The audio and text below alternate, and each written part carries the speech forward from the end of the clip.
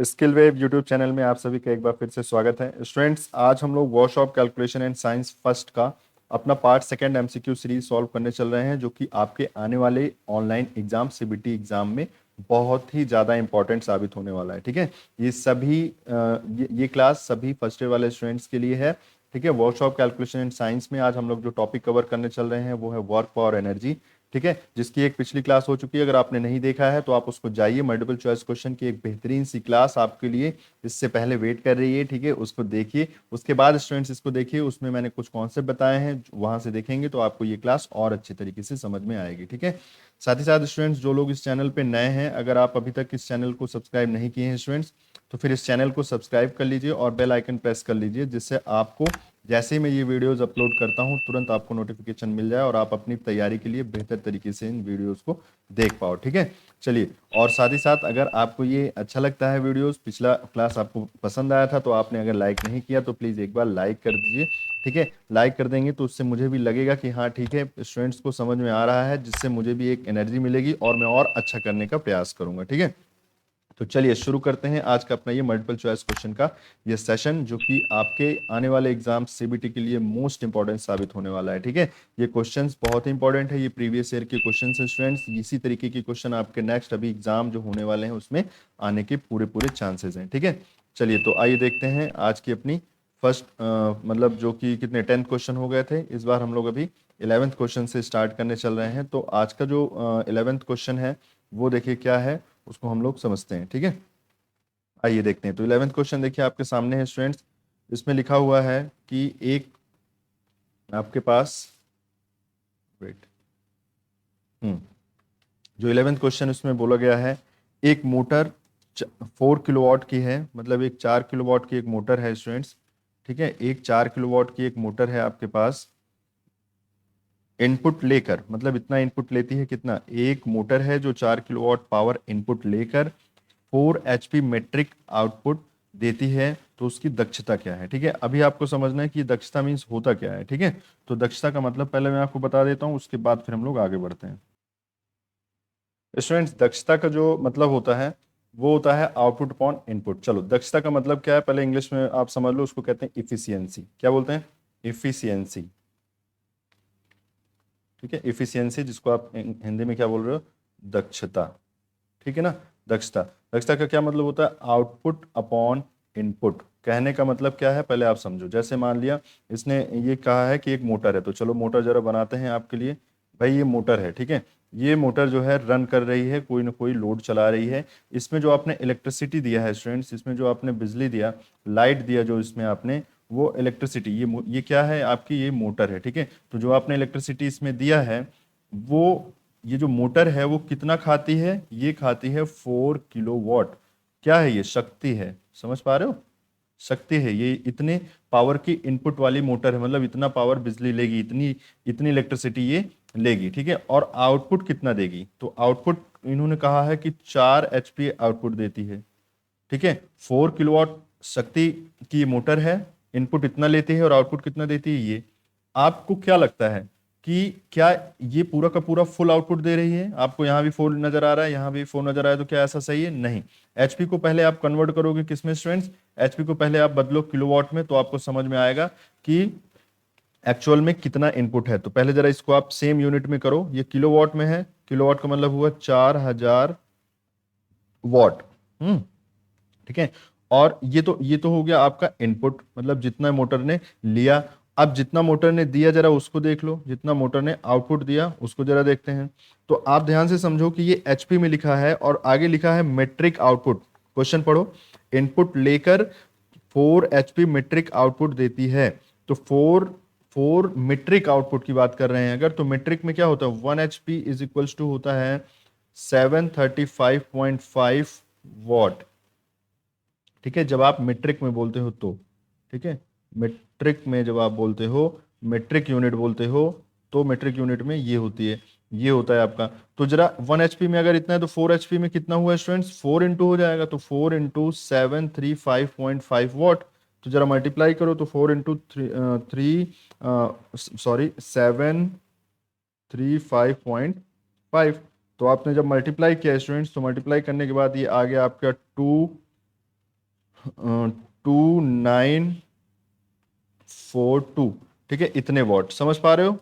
समझ पा रहे हो? तो यहाँ आपका आउटपुट क्या आ गया, इसका क्या मीनिंग है, 29 मतलब 2942 वॉट आउटपुट आया। अभी मुझे बताओ, 4000 वॉट तो इसने इनपुट लिया, लेकिन आउटपुट दिया इसने 2942 वॉट।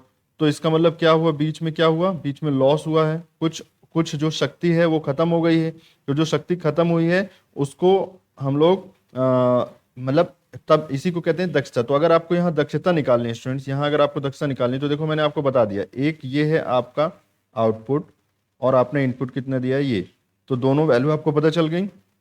आउटपुट रखो यहाँ, आउटपुट और इनपुट यहाँ दोनों रख दो और डिवाइड कर दो, तो आपका आ जाएगा आंसर। तो 2942 आपका इनपुट हो गया और आउटपुट आपका कितना हुआ, 4000। ठीक है ना?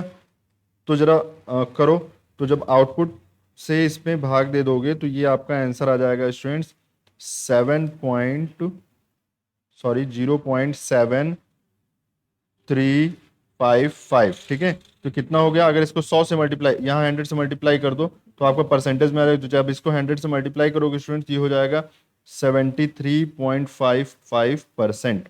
ठीक है, 73.55% हो जाएगा। तो जरा आंसर देखो, 73.55% आपका सी आंसर बिल्कुल सही है। समझ पा रहे हो? कुछ था नहीं इसमें खास। ठीक है, इतना डरना मत। इफिशियंसी पूछा गया था, दक्षता, जिसका मतलब होता है आउटपुट अपॉन इनपुट, मतलब कितना मशीन ने लिया और कितना आउटपुट दिया उसका रेशियो है। ठीक है, कितना आउटपुट मशीन ने दिया और डिवाइडेड बाई कितना इनपुट इसने लिया। तो आउटपुट 4 HP था तो 4 HP। देखो, अब आप सोच रहे हो कि इसको 4 HP में डायरेक्ट क्यों नहीं लिख दिए, भाई सेम यूनिट होनी चाहिए ना, यूनिट तो सेम होनी चाहिए। अगर नीचे वाले को आपने किलोवाट में लिखा है तो ऊपर वाले को भी तो उसी यूनिट में होना चाहिए।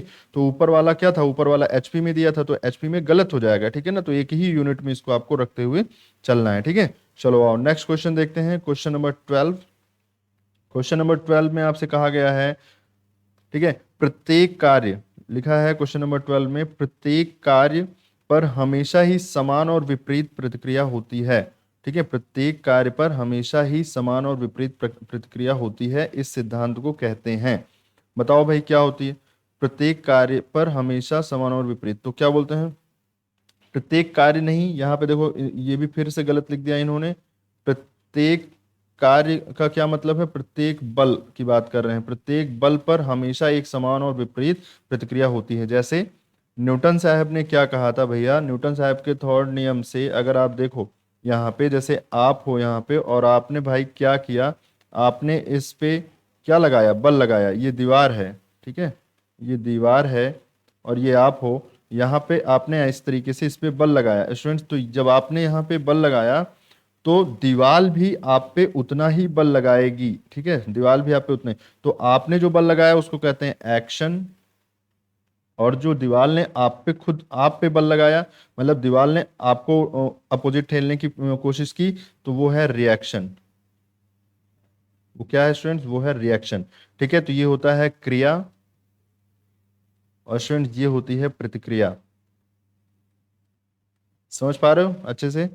चलो आओ देखते हैं। तो आपने क्या देखा कि जब आपने दीवार पर बल लगाया तो दीवार ने भी आपको एक बल से ढकेला, जिसको कहते हैं रिएक्शन। तो आपने एक्शन किया और दीवार ने रिएक्शन दिया। ठीक है, तो इसको कहते हैं एक्शन और ये होता है रिएक्शन। तो रिएक्शन किसने दिया, वॉल ने दिया, मतलब दीवार ने दिया, और ये ये है, ये बॉय मीन्स आप हो, नॉटी नटखट बॉय। ठीक है, समझ पा रहे हो? तो ये है।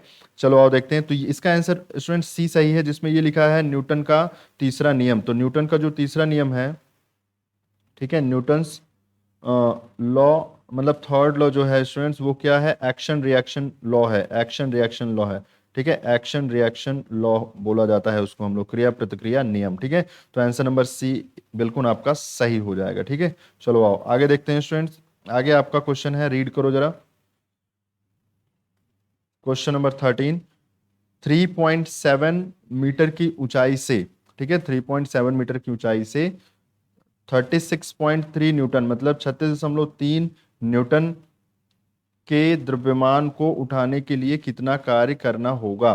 ठीक है, मतलब ये है कि ये बड़ी उल्टी सीधी लैंग्वेज है इन सब क्वेश्चंस में। चलिए मैं भारत स्किल वाले क्वेश्चंस को उठाऊंगा आगे। ठीक है, यहाँ पे इन्होंने कहा है कि 3.7 मीटर की ऊंचाई से, यहाँ है मान लो ये ऊंचाई, यहाँ से आपने कोई एक द्रव्यमान फेंका, फेंका क्या, गिराया नीचे की तरफ, ठीक है, नीचे की तरफ गिराया, यही मान लो द्रव्यमान m था, ठीक है, और कितने ऊंचाई से, इतने न्यूटन के द्रव्यमान, हाँ ठीक है, तो ये जो हो जाएगा, ठीक है, कोई दिक्कत नहीं, इन्होंने कंफ्यूज किया है, लिखा सही है इन्होंने, इन्होंने कहा 36.3 न्यूटन, ठीक है, तो ये क्या है, ये द्रव्यमान तो है नहीं, ये तो बल की यूनिट है, तो जरा बताओ द्रव्यमान को होगा, तो द्रव्यमान हो जाएगा m इंटू ए, एम इंटू द्रव्यमान इंटू त्वरण होता है, तो त्वरण जो यहाँ है स्टूडेंट्स ना, जो त्वरण है यहाँ पे वो गुरुत्वीय त्वरण है।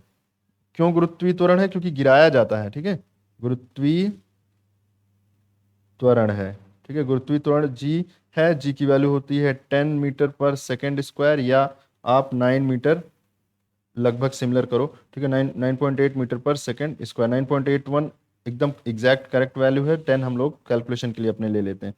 तो यहाँ पे अगर आपको पूछा, मतलब देखो आप समझो, पहले मेरी बात ढंग से समझना, इसमें बोला कितने कार्य की जरूरत होगी, ठीक है, तो जो कार्य होता है स्टूडेंट्स, जो कार्य होता है, जो वर्क होता है स्टूडेंट्स, वो तो फोर्स इनटू डिस्प्लेसमेंट होता है।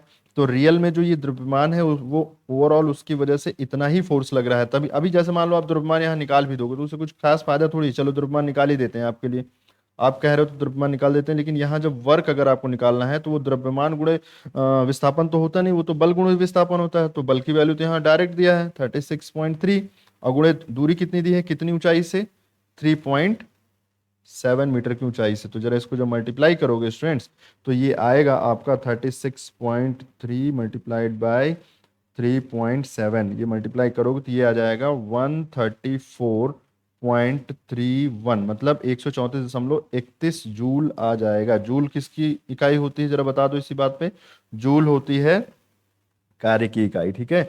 द्रव्यमान की ऊंचाई इकाई क्या होती है, द्रव्यमान का मात्रक क्या होता है, इसका मात्रक होता है केजी, गुरुत्वीय त्वरण का मात्रक क्या होता है, मीटर पर सेकंड स्क्वायर, और बल का मात्रक क्या होता है, न्यूटन, ठीक है। तो इस तरीके से आपका ये क्वेश्चन सॉल्व होता है। आगे नेक्स्ट, हाँ तो चलो इसका आंसर कौन सा है भाई, 134 आंसर नंबर बी, ठीक है। क्वेश्चन नंबर 14 आपके लिए है, देखिए यहाँ पे क्वेश्चन नंबर 14, शक्ति की इकाई, बहुत ही आसान, शक्ति की इकाई, शक्ति की इकाई, चलो बताओ जरा शक्ति की इकाई क्या होती है, मतलब unit of power, unit of power, तो यूनिट ऑफ पावर की पहली यूनिट तो आप जानते हैं जिसको कहते हैं वॉट, इसी को आप बोलते हो न्यूटन मीटर पर सेकंड, जो कि अभी आया था आपके कि 1 newton metre per second is equals to 1 watt, ठीक है। एचपी ये भी आप जानते हो, ठीक है। और क्या जानते हो भाई, अर्ग पर सेकंड, ठीक है, अर्ग पर सेकंड भी आप जानते हो। इस तरीके से 1 2 3 4 इस तरीके की यूनिट आप जानते हो, चलो ठीक है। अगर आप ये सब जानते हो तो बताओ फिर शक्ति की इकाई इसमें से कौन सी है। ए ऑप्शन पे अर्ग लिखा है, ये तो शक्ति, ये तो ऊर्जा की इकाई होती है। बी ऑप्शन पे आपका लिखा है किलोवाट आवर, ये भी ऊर्जा की इकाई है, क्योंकि आवर जिसमें आवर्स जुड़े हैं, मतलब जिसमें घंटे जुड़े हुए हैं, वो तो आपका क्या हो गया, वो तो ऊर्जा हो गई ना।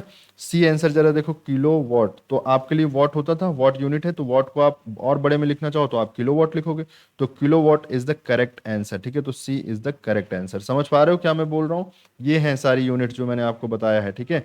आपके लिए ये सारी यूनिट्स हैं, वॉट, न्यूटन मीटर पर सेकेंड, एचपी, अर्ग पर सेकेंड, ठीक है। तो यहाँ अर्ग लिखा था, देखो ए ऑप्शन पे अर्ग लिखा था, तो अर्ग तो ऊर्जा की इकाई होती है, और शक्ति की इकाई क्या हो जाएगी, अर्ग बटे समय। आगे देखते हैं, क्वेश्चन नंबर 15 आपके लिए है, आउटपुट और इनपुट के अनुपात को क्या कहते हैं। पहला ही क्वेश्चन इसमें हम लोगों ने सॉल्व किया था कि जो इफिशियंसी होती है, इफिशियंसी को इस तरीके से हम लोग सिंबल यूज करते हैं, इफिशियंसी इक्वल्स टू होती है आउटपुट अपॉन इनपुट, ठीक है। इसी को हम लोग क्या कहते हैं, दक्षता, मींस इफिशियंसी,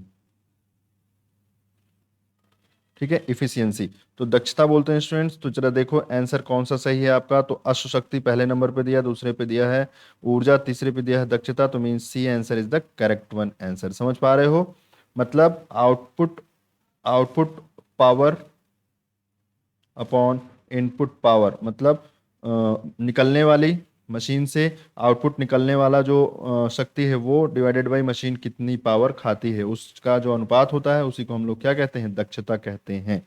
आगे देखते हैं क्वेश्चन नंबर 16, क्वेश्चन नंबर 16 है आपके लिए एम के एस, समझ रहे हो? MKS metre kilogram second. MKS क्या है? एक यूनिट सिस्टम है, यूनिट सिस्टम है। ये क्या है?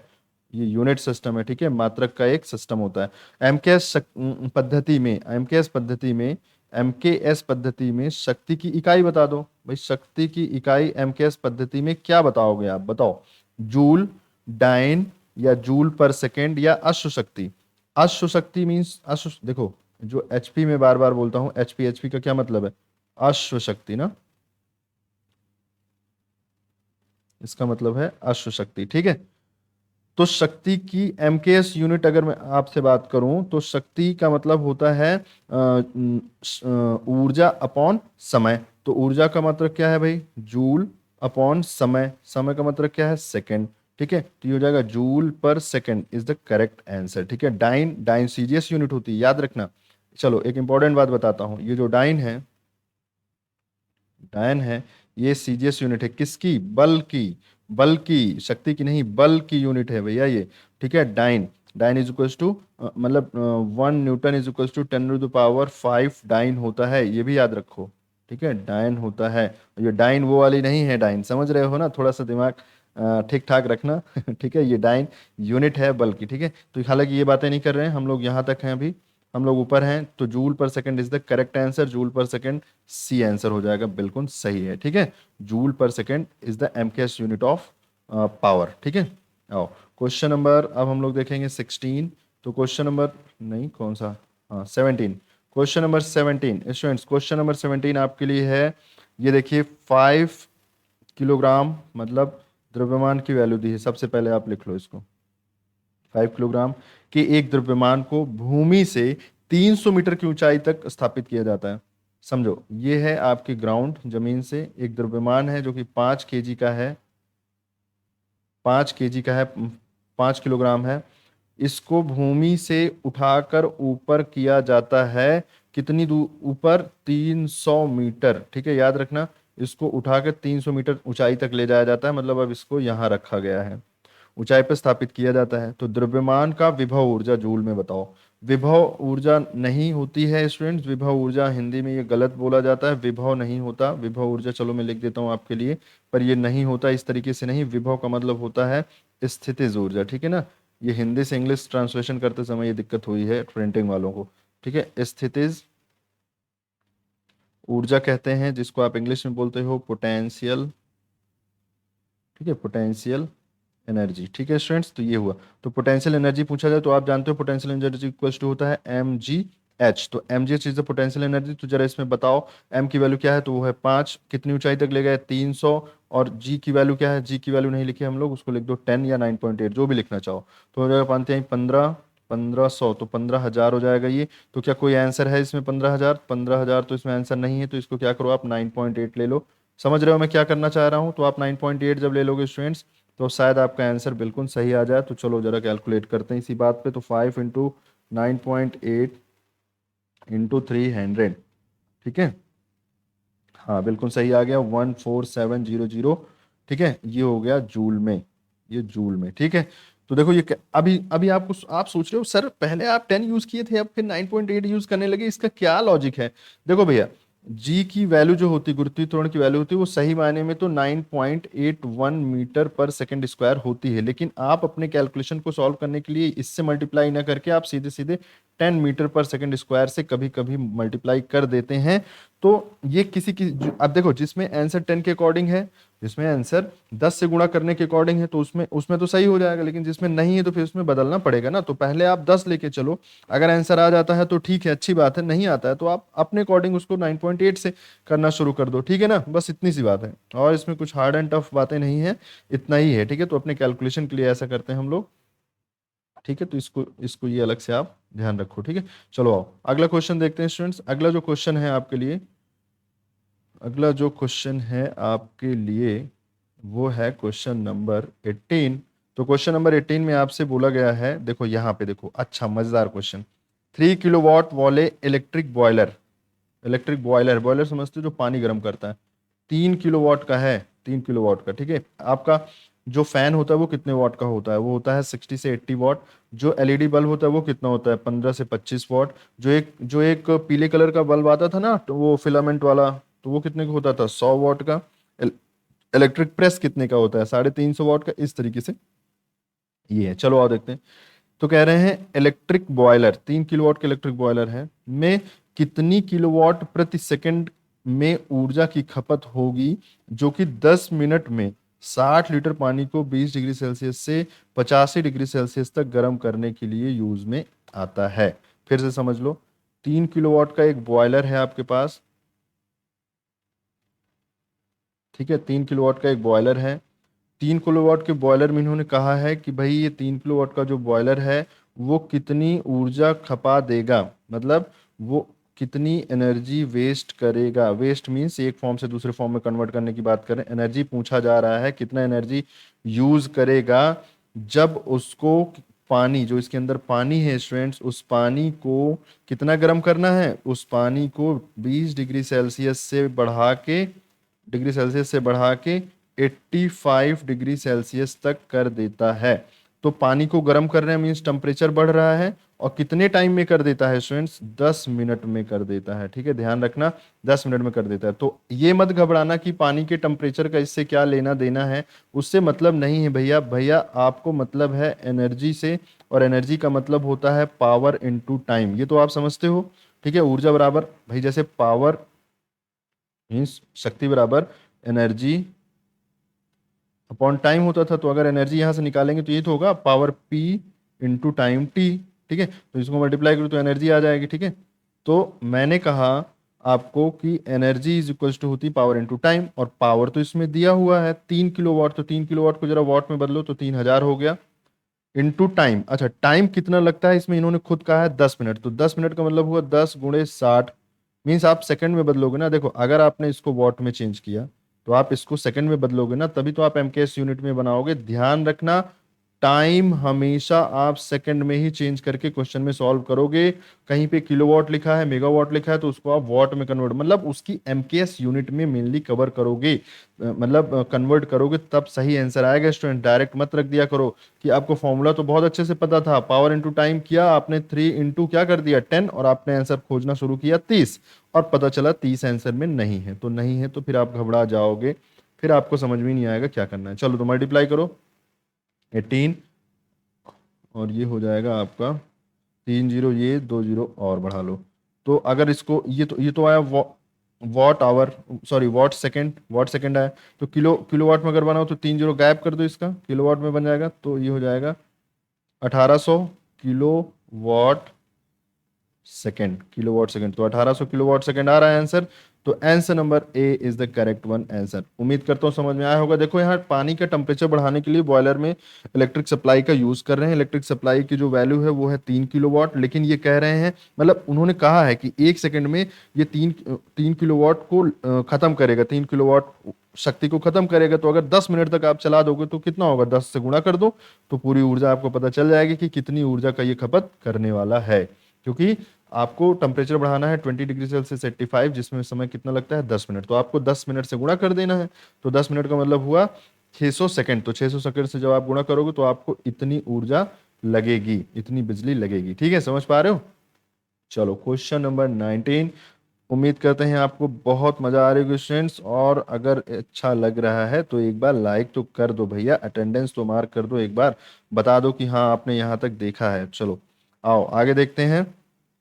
आगे आगे एक अच्छा सा क्वेश्चन है जिसमें काफी लंबा है। ये लंबा क्या है, चलो और थोड़ा शॉर्ट करते हैं इसको। हम्म हम्म, देखो आप देख पा रहे होगे इसको, अभी भी थोड़ा बहुत कटा हुआ है। चलो चलो, अच्छा पहले मैं इसको आपको बताता हूँ। देखो इसमें क्या लिखा है, लिखा एक फिगर नीचे दिया है, कह रहे हैं यदि मात्रा, मात्रा मीन्स जो जो द्रव्यमान है वो 75 kg है। अच्छा क्वेश्चन है, घबराना मत। समय दिया है टाइम 10 सेकेंड, ठीक है। दूरी दिया है 75 मीटर, ठीक है। तो कह रहे हैं वॉट में शक्ति का मान क्या होगा, वॉट में शक्ति का मान बताना है, पावर की वैल्यू पूछ रहे हैं वॉट में। ठीक है, तो चलो जरा पावर की वैल्यू अगर वॉट में पूछा जा रहा है तो इसमें आपको पावर इज इक्वल्स टू निकालना क्या है, तो आपको potential energy divided by time निकालना है तो पावर निकल जाएगा। तो एम की वैल्यू इसमें दिया है भैया 75, ठीक है। जी की वैल्यू है 9.8 ले लो, हाँ 9.8 ही लेने के लिए इन्होंने खुद कह रखा है कि 9.81 ही लेना, ठीक है। इनटू मल्टीप्लाई करोगे आप स्टूडेंट्स किससे किससे किससे, एच से। तो एच की वैल्यू है 75 मीटर, समझ पा रहे हो, 75 किलोग्राम 10 सेकेंड, हाँ ठीक है। डिवाइडेड बाई टाइम, टाइम कितना है 10 सेकेंड, तो 10 से गुणा कर लो। आप जरा डिवाइड कर लो, मतलब आप जरा मल्टीप्लाई करो तो हो जाएगा 75 इंटू 9.81 इंटू 75 डिवाइडेड बाई 10, तो ये हो जाएगा आपका 5518.125। तो जरा आंसर देखते हैं तब फिर आएगी मजा। तो यहाँ पे 5, हाँ मतलब 2 डिजिट तक ही लिया है, तो 5518.12। तो कौन सा आंसर है 5518.12, वॉट, पावर की यूनिट है ना वॉट, डब्ल्यू से शो करेंगे इसको हम लोग। तो answer number A is the correct one. अब मैं आपको बता दूं कि अगर आपको नहीं समझ में आया तो आप जरा देखो कि मैंने किया क्या है इसमें। ये जो फिगर है आपके लिए, देखो ये जो फिगर है इसमें बोला गया है, मतलब इसमें ये समझाया गया है आपको कि एक बल लगाया जाता है और बल कितने द्रव्यमान पे, तो द्रव्यमान आपको दिया है 75, ठीक है, 75 kg। और कितने सेकंड तक, 10 सेकंड के लिए कितने मीटर खिसकाते हैं इसको हम लोग, 75 मीटर के लिए खिसका देते हैं। तो आपका mgh मीन्स एक स्थितिज ऊर्जा में जो है कार्य संचित हो जाएगा। तो स्थितिज ऊर्जा में कार्य संचय के लिए, ठीक है, स्थितिज ऊर्जा में जो कार्य संचित हुआ है उसके लिए आपको कितनी पावर, कितनी शक्ति की आवश्यकता थी, तो शक्ति P बराबर होता है ऊर्जा मीन्स एनर्जी अपॉन टाइम, ठीक है। तो एनर्जी की जो वैल्यू है वो इस समय कौन सी एनर्जी है, पोटेंशियल एनर्जी है, ठीक है स्टूडेंट्स। पोटेंशियल एनर्जी की वैल्यू आप जानते हो। अच्छा एक चीज ध्यान रखना, जब भी आपको द्रव्यमान दिया हो, ऊंचाई दिया हो, तो आप समझ लेना कहीं ना कहीं लॉजिक लगाना कि यहाँ पे स्थितिज ऊर्जा जैसा कुछ खेल है, ठीक है। मतलब स्थितिज ऊर्जा बोले तो पोटेंशियल एनर्जी जैसा कुछ ना कुछ लोचा है, और उसी के बेसिस पे आप दिमाग लगाना शुरू करोगे और तब आप इस तरीके से आप आंसर को पा पाओगे, ठीक है। तो answer number A is the correct answer, ठीक है। क्वेश्चन नंबर 20 अगर देखें हम लोग स्टूडेंट्स, चलो तो क्वेश्चन नंबर 20 देखते हैं। इसमें आपके लिए बोला गया है किया गया कार्य किया गया कार्य है 9000 जूल। तो डब्ल्यू की वैल्यू है आपका 9000। देखो जैसे मैं करता हूं वैसे ही आप भी करना सीख लो स्टूडेंट्स, तो आप जल्दी समझ पाओगे। किया गया कार्य 9000 जूल है तथा उसमें लिया गया समय 2 मिनट है। कितना टाइम लिया गया है इसको कार्य को करने में, 2 मिनट समय लिया गया है, ध्यान से सुनना, 2 मिनट समय लिया गया है। कह रहे हैं पावर बता दो। तो बहुत सिंपल सी बात है कि power P is equal to होता है W/T। अब आप सोचते हो कभी एनर्जी बाई टी कभी W/T, तो स्टूडेंट्स ध्यान रखना कि जो वर्क होता है वो कैपेसिटी, मतलब जो एनर्जी होती है स्टूडेंट्स वो कैपेसिटी टू डू वर्क, मतलब वो कार्य करने की क्षमता होती है। जूल इसकी भी यूनिट होती है जूल। तो आप समझो कि कभी आप कार्य लिखोगे, कभी आप सॉरी कभी आप कार्य लिखो, कभी आप ऊर्जा लिखोगे, ये दोनों एक ही यूनिट होती है, एक ही चीजों को बताती है, ठीक है। लेकिन मतलब डेफिनेशन अलग अलग है। लेकिन जैसे आप समझो, आप कह रहे हो कि हम यहाँ अभी खड़े थे, ठीक है, और आप दौड़ना शुरू किए। तो जब आप दौड़ना शुरू किए तो आपने क्या किया, कार्य किया। तो जब आपने कार्य किया स्टूडेंट्स, तो आपने किस ऊर्जा में कन्वर्ट करना शुरू किया, आपने काइनेटिक एनर्जी में बदलना शुरू किया। तो जितनी ज्यादा काइनेटिक एनर्जी होगी उतना ही ज्यादा आप कार्य कर रहे होगे। तो इसीलिए ये दोनों एक दूसरे से आपस में को रिलेटेड है, ठीक है। तो इसकी भी यूनिट जूल होती है, ठीक है, इसकी भी यूनिट जूल ही होती है, ये आपको हमेशा मैं बार बार बता रहा हूँ।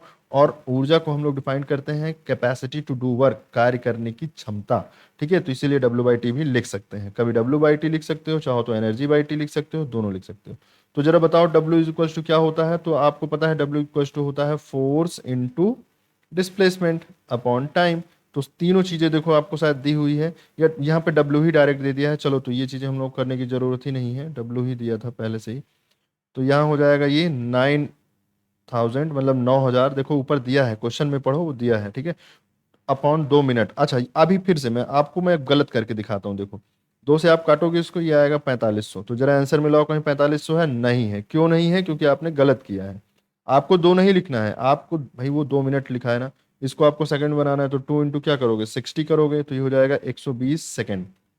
देखा मैंने कहा था ना कि आपको सेकंड में बिना बनाए आंसर नहीं आएगा, ठीक है। चलो एक जीरो हटाओ दो वहां से, हाँ 60 से मल्टीप्लाई करोगे तो ये कितना हो जाएगा स्टूडेंट्स, जरा देखते हैं। ये हो जाएगा आपका,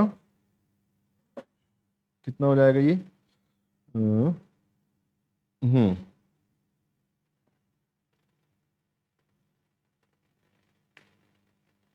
एक जीरो एक जीरो कट गया। ठीक है, तो ये आपका आंसर कितना आएगा जरा देख लो।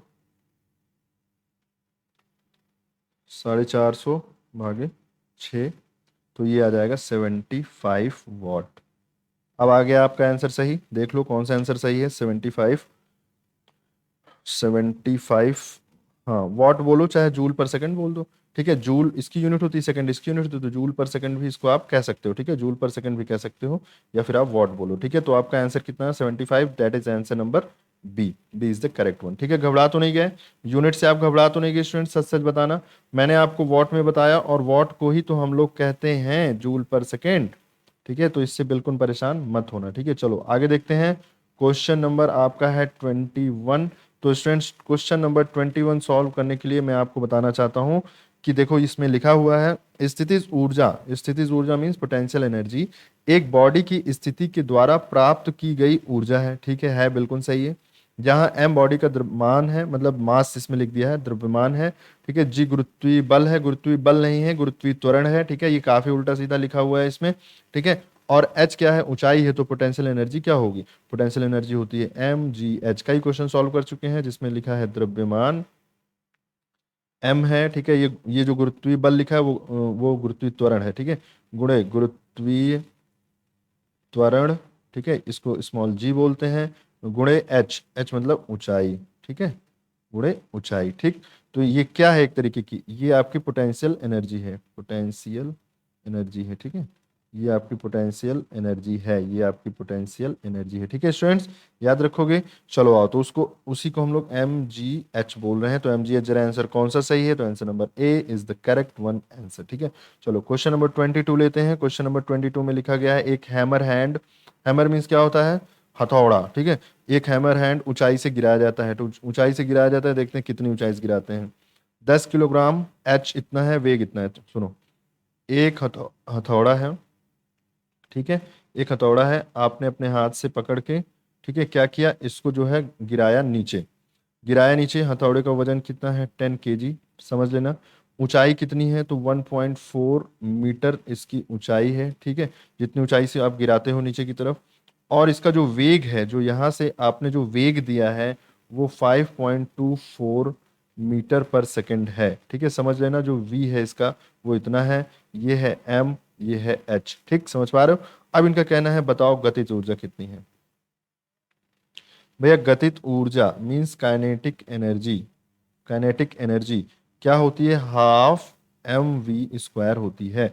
तो हाफ एम, ये याद रखो इस चीज को। एम की वैल्यू उन्होंने 10 दिया है, वी की वैल्यू दिया है 5.24, और इसका कर दो स्क्वायर, फिर आपका जो भी आंसर आएगा वही आंसर आपका बिल्कुल सही हो जाएगा। तो चलो देखते हैं जरा, तो कितना हो जाएगा? 5.24 का जब आप स्क्वायर करोगे बच्चों, तो ये आ जाएगा आपका 27.45। ठीक है, ये आ गया। मल्टीप्लाइड बाई 10, तो 2, इससे इसे कट करो तो ये हो जाएगा 5। मल्टीप्लाइड बाई 5 कर दो तो ये आपका आंसर आएगा multiplied by 5, and that is answer is 137.288। तो ये क्या है भैया? ये है आपकी काइनेटिक एनर्जी। तो काइनेटिक एनर्जी को किस में स्टूडेंट्स हम लोग बोलते हैं? ये है आपका जूल में। ठीक है, तो जरा देखो। अच्छा, जब जूल लिखा है और देखो जूल में आपके लिए नहीं है, तो इससे कोई घबराने वाली बात नहीं है। जूल को ही हम लोग कहते हैं न्यूटन मीटर। समझ पा रहे हो? न्यूटन मीटर हिंदी में आप सोचते हो क्या खिचड़ी बना रहे हैं। ठीक है, तो न्यूटन मीटर। चलो, न्यूटन मीटर। न्यूटन मीटर क्या होता है? जैसे वर्क इज इक्वल टू होता है फोर्स इनटू डिस्टेंस, तो फोर्स की वैल्यू होती है न्यूटन और इसकी वैल्यू होती है मीटर। तो न्यूटन मीटर भी एक तरीके से जूल के ही बराबर है, टेंशन लेने की जरूरत नहीं है। तो आपका आंसर पहला ही आंसर, नहीं पहला नहीं, सॉरी, कौन सा, हाँ 137.3। ठीक है, तो बी आंसर बिल्कुल आपका सही हो गया। ठीक है, आगे बढ़ें, आगे बढ़ें, चलो आओ 23 नंबर देखते हैं। Question number 23। 50 न्यूटन मीटर क्या है? ये कार्य है। ठीक है, 50 न्यूटन मीटर का कार्य हुआ है। W, W is equal to होता है 50 न्यूटन मीटर कार्य हुआ है। तो बताओ कि कितनी कितने जूल ऊर्जा हुई? जूल में ऊर्जा बता दो इसी बात पे। तो आपको अभी अभी मैंने बताया कि 1 न्यूटन मीटर को ही हम लोग जूल बोलते हैं बच्चों। ठीक है, तो अगर ऐसा है तो 1 newton metre equals to 1 joule, तो 50 newton metre is equals to 50 joule. बस सिंपल। ठीक है, तो 50 जूल इज द आंसर। तो 50 जूल जरा देख लेते हैं कहाँ है, तो answer number A is the correct one answer. ठीक है, 24 क्वेश्चन नंबर, फटाफट फटाफट इसको भी कर लेते हैं। ठीक है, क्वेश्चन नंबर 24 ये क्या है, कह रहे हैं कार्य बताओ।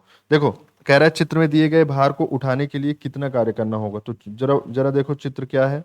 चित्र है आपका एक पुल्ली, इस तरीके से एक सिस्टम जुड़ी हुई है, पुल्ली जुड़ी हुई है, आपने एक रस्सी से इसको पकड़ रखा है और भाई साहब आप पूरी ताकत लगा के, ठीक है, इसको क्या है पकड़े हुए हो। ठीक है, और पकड़ के इसको अपनी तरफ खींच रहे हो, मतलब बल एफ लगा रहे हो। और ये आप कर क्या रहे हो, ये आप उठा रहे हो कोई कोई एक द्रव्यमान। द्रव्यमान जो है वो नीचे की तरफ बल लगा रहा है, गुरुत्वीय बल, वो है 110 न्यूटन। और कितनी ऊंचाई पर है ये जमीन से, तो बच्चों ये जमीन से आपकी 8 मीटर, कितना लिखा है, हाँ 8 मीटर ऊंचाई पे है। ठीक है, तो 8 मीटर ऊंचाई पे है, तो भाई साहब आपको खींचना है, तो आपको खींचना है तो आपको बताना होगा कि उठाने के लिए कितना कार्य करना होगा। तो कार्य करने के लिए आपको क्या जरूरत पड़ेगी स्टूडेंट्स, इसको ऊपर खींचने के लिए आपको जितना इसके पास पोटेंशियल एनर्जी है, ध्यान से सुन लो भाई, ये नीचे की तरफ ऊर्जा पोटेंशियल एनर्जी होगी, तो इसको ऊपर की तरफ खींचने के लिए उतनी ही ऊर्जा की आपको जरूरत पड़ेगी। ठीक है, तो ये बल लगा रहा है, तो इसका मतलब ये अपनी तरफ इसको खींचेगा तो ये ऊपर की तरफ जाएगी, लेकिन जाएगी तो, लेकिन इसको कितना जूल वर्क करना होगा, तो जितना जूल ये है ना, जितना जूल ये है उसी के हिसाब से आपको वर्क करना होगा। तो चलो देखते हैं जरा भाई। ठीक है, उठाने के लिए, भार को उठाने के लिए, अब सुनो ना, भार को उठाने के लिए पहले आप देखो कि इस भार की वजह से नीचे की तरफ कितना कितना जो है ऊर्जा संचित है एक तरीके से। तो नीचे की तरफ जो ऊर्जा संचित है वो एक तरीके से पोटेंशियल एनर्जी है स्टूडेंट्स, पोटेंशियल एनर्जी। तो यहाँ पे अगर आपको मैं दिखाऊं, यहाँ पे अगर दिखाऊं, तो एक बल लग रहा है इस पे 110 न्यूटन का इस बॉडी पे, जो कि कितनी ऊंचाई पर है, वो 8 मीटर की ऊंचाई पे है। तो अगर इसमें पोटेंशियल एनर्जी की मैं बात करूं तो उसको लिखते हैं mgh। ठीक है, तो mg की जो ओवरऑल वैल्यू है वही है ये 110। ठीक है, याद रखना mg को ही हम लोग गुरुत्वीय बल कहते हैं, मतलब गुरुत्वीय, हाँ बल कहते हैं। 110 न्यूटन पहले से दिया है, तो mg के पूरे ओवरऑल जगह पर आप 110 लिखोगे, मल्टीप्लाई करोगे आप 8 मीटर से, तो ये हो जाएगा 880। ठीक है, 880 जूल। नहीं समझ में आया क्या, 880 जूल। mgh ये होता है फॉर्मूला, ये तो जानते ही हो। इनका कहना है कि ये एक बल लगा के इसको उठाए रखना चाहते हैं, ये आपका द्रव्यमान है, ये इसको उठाए रखना चाहते हैं इस तरीके से इनको। तो इनको कितनी ऊर्जा की जरूरत पड़ेगी, ये भाई साहब को कितनी ऊर्जा लगानी पड़ेगी, तो जितनी ऊर्जा ये नीचे खींच रहा है ये बल, उतनी ऊर्जा इसको लगानी पड़ेगी, तभी तो ये होल्ड करके रखेगा। तो यहाँ पे एक पोटेंशियल एनर्जी है ना, क्यों, क्योंकि ये जमीन से किसी पर्टिकुलर ऊंचाई पर है, कितनी ऊंचाई पे, 8 मीटर की ऊंचाई पे है। तो 8 मीटर की ऊंचाई पे है, तो 110 न्यूटन के बल से ये नीचे की तरफ जाने की कोशिश कर रहा है। तो इसका मतलब इसके पास कितनी पोटेंशियल एनर्जी है, mgh। ठीक है, तो mg की ओवरऑल वैल्यू 110 है स्टूडेंट्स, और h की वैल्यू जो 8 मीटर दिया है, तो इसका मतलब आंसर हो गया 880 जूल। ठीक है, समझ पा रहे हो, मैंने फिर से बता दिया, अब आप समझ गए होंगे। चलो क्वेश्चन नंबर 25 देख लेते हैं। तो क्वेश्चन नंबर 25 फटाफट देखते हैं। एक अश्व शक्ति बराबर कितने वॉट, छोड़ो ये छोड़ो, अभी छोड़ो, वो तो मैं बता ही रहा हूँ, लगातार बताता जा रहा हूँ। इन्होंने कहा है, चलो 25 मजदूर हैं, ठीक है, 25 मजदूर हैं, 25 लेबर हैं, एक काम को करते हैं ये 30 घंटे में। ठीक है, 30 घंटे में कर लेते हैं, 30 आवर्स लगता है इसमें। ठीक है, 30 आवर्स लगता है। तो इनका कहना है कि अगर 10 मजदूर हो तो कितना टाइम लगेगा भाई, 10 मजदूर हो, 25 मजदूर थे तो 30 घंटे लगते हैं, 10 मजदूर हैं, तो 10 मजदूर हैं तो और ज्यादा समय लगेगा ना बच्चों। तो बताओ एक मजदूर का टाइम इसमें पहले चेक करो, एक मजदूर कितना कितना काम करेगा। तो यहाँ से अगर एक मजदूर का टाइम देखा जाए कितने टाइम तक, तो हो जाएगा 30/25। ठीक है, 30/25 मतलब एक मजदूर कितने घंटे काम कर लेता है, 30/25 घंटे काम करेगा, कितना, कौन, एक मजदूर, एक मजदूर इतना काम करेगा। ठीक है, तो 10 मजदूर कितने करेंगे, तो 10 से गुणा कर दो इसमें, तो 10 × 30/25 कर दो, सीधे आपका हो जाएगा आंसर। तो यहाँ पे ये सीधे सीधे ये हो जाएगा आपका 300/25।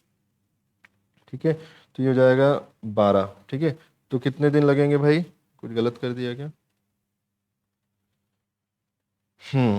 क्या कह रहे हैं, 10 मजदूर उसी काम को कितने समय में पूरा करेंगे। तो ज्यादा समय लगेगा ना, हाँ ज्यादा समय लगेगा, बिल्कुल ज्यादा समय लगेगा। कुछ गलती कर दी है यहाँ पे क्या, वेट बता रहे हैं।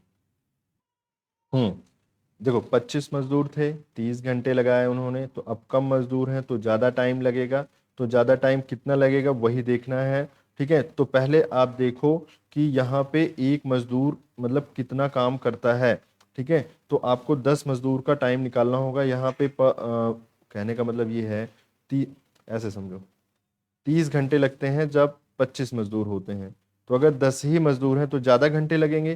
तो ज़्यादा किस हिसाब से आएगा, ये हो जाएगा 30/25। ठीक है, 30/25